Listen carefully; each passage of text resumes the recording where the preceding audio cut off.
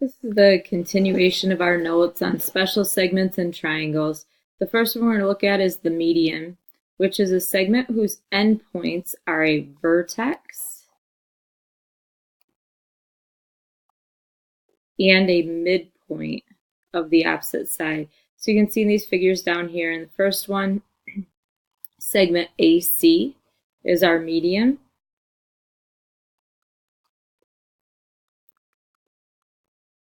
And it goes from the vertex down to the midpoint. So C is the midpoint between BD, segment BD. In the second figure here, you can see that our median is segment BD, going from the vertex to the midpoint between A and C. So segment BD is our median. And on this last figure, you can see that our median is segment CD, and D is the midpoint between AB.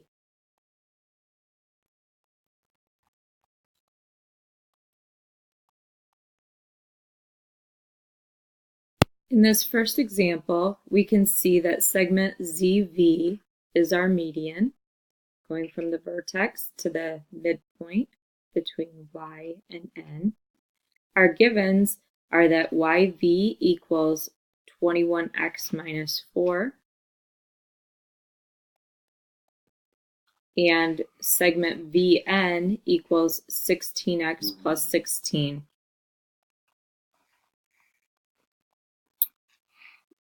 We are trying to solve for YN. So I'm going to pause the video now, and you can see if you can solve for this segment, YN. So our first step in solving this equation is that we know that V was the midpoint between segment YV and VN. So therefore, since they're congruent, we can set them equal to each other. So that's what I did here.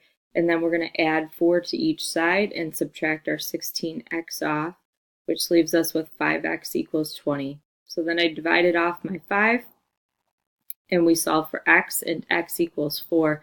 Once we found that, we can take it back up and plug it into these two. And so we find that segment YV equals 80, and segment VN equals 80.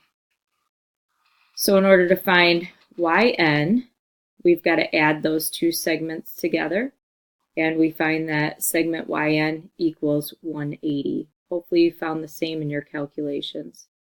The next special segment that we're going to look at is the altitude. The altitude is a perpendicular segment from the vertex to the opposite side. This is your height of the triangle. So if we look at our first figure here, you can see that we have, for our altitude, would be segment AC going from the vertex down to the bottom, and you can see our perpendicular segment there. This is for an acute triangle. For a right triangle, same thing, we're going from the vertex down to the base, and you can see there our perpendicular, our right angle. And for an obtuse triangle, there's a couple different ways. This one is going from this end down, forming our perpendicular segment, but it could also be going from the vertex here down to the bottom. We could also form another altitude. So you'll see it both of those ways when we do our work. In this example with altitude, we can see that segment AD is an altitude. So right here is AD, going from the vertex down to the base. And it tells us here that angle ADB, so we're looking at this angle right here, and we know that that's perpendicular segment. So it is equal to 7x plus 13, and we know that it's a 90-degree angle. So the first thing we need to do is solve for x, so we can set this up equal to 90. And after you've solved for your x, then we want to find segment BC. So here's segment BC. So So I'm going to pause the video now so you can do those calculations and see if you can solve for x and then find what segment BC would be equal to. So the first thing we needed to do was solve for x. So we just set up the 7x plus 13 equal to 90, subtracted our 13 off, which gave us 7x equals 77. Then we divided our 7 off, and I ended up with x equals 11. So then I'm going to take that down and plug that into my x value. Here we know that segment BD plus segment DC equals segment BC, and we wanted to solve for segment BC. So we just took x plus 3x minus 1 equals your segment BC. So then I got 4x plus 2 equals segment BC. And then we just plugged in our x value. So 4 times 11 plus 2. And we end up finding that 46 is equal to BC. So that's what we put up here. BC, segment BC equals 46. Hopefully you found the same in your calculations. Our next special segment in triangles would be the angle bisector, which cuts the angle in half at a vertex. So you can see a couple examples here in these figures. Here's one. Going from the vertex down, it's cutting that angle in half. So each of those sides would be congruent. Same thing here, cutting this angle in the half, coming down from the vertex, and each of these angles would be congruent as well. The next one is the perpendicular bisector, which cuts a segment in half and creates a 90-degree angle. So it's still going to create the 90-degree angle, and that's why it's the perpendicular, but it's a bisector. So you know that each of your segments on each side would be congruent. So you can see this segment is congruent with this segment, and this one here, you can see that this segment is congruent with that segment, and there's our 90-degree angle. Notice that the perpendicular bisector does not have to come from the vertex, but it can. So this one you can see is right in the center. This one's coming down from the vertex. This special segment we actually talked about yesterday, the mid segment. It cuts sides of the triangle in half. This is an important point though. It does not come from a vertex. So you can see here is our figure. It's cutting this triangle in half, but it is not going from the vertex. So it splits it right in half like this, but the segments on this side, this segment is congruent with this segment, and this segment AD is congruent with this segment BD. We also know that our mid segment is half the length of our third side right here, which would be twice the length of this mid segment. I'm going to pause the video here so that you can go through and see if you can match up each of these special segments with the figures shown here. So go ahead and see if you can match each of these with these figures that are shown. Here's what you should have found when you match these up. We had our perpendicular bisector here. The altitude was this figure. Here's your mid segment, angle bisector, and your median. So hopefully yours matched up the same. Here's our next example with a perpendicular bisector. We can see that our perpendicular bisector is this segment ED. We have a few givens over here, and we need to solve for X, Y, and AC. So first thing we should do is write in what we know. We know that segment is 5x plus 7. We know this segment is 9x minus 29.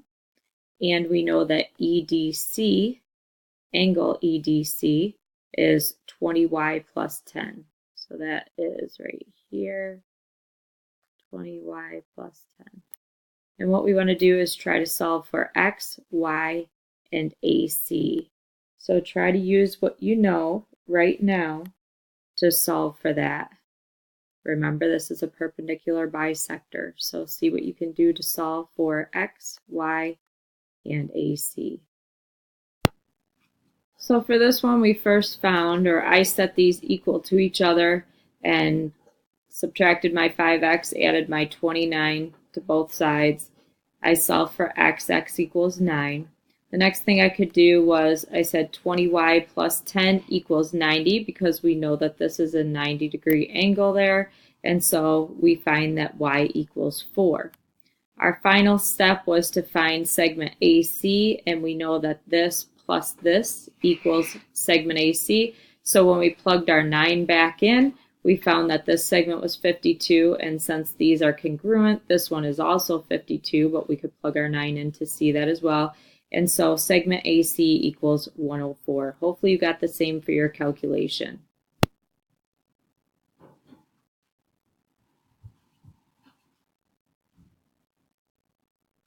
In this next example, segment MG is an angle bisector of angle LMN. So LMN, and we know that segment MG is the angle bisector, which means that these two would be congruent, those two angles. We know that LMG, this angle, is 6x plus 2. And we know that NMG, this angle here, is 10x, whoops, that should be minus 30.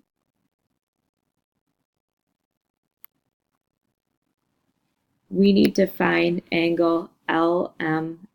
So I'm going to pause the video now and see if you can set that up and solve for angle LMN. So to solve for x, we had to take these two angles, which we knew were congruent, and set them equal to each other. Subtract off your 6x and add from each side and add 3 to each side, so we end up with 32 equals 4x. Once we divide off our 4, we find that x equals 8. Once we've done that, we can put them into these two equations. So we've got 6 times 8 plus 2, which gives us 50. This also gives us 50. So to solve for angle LMN, we just have to add those two together, and we find that angle LMN equals 100. Hopefully you found the same for your calculations.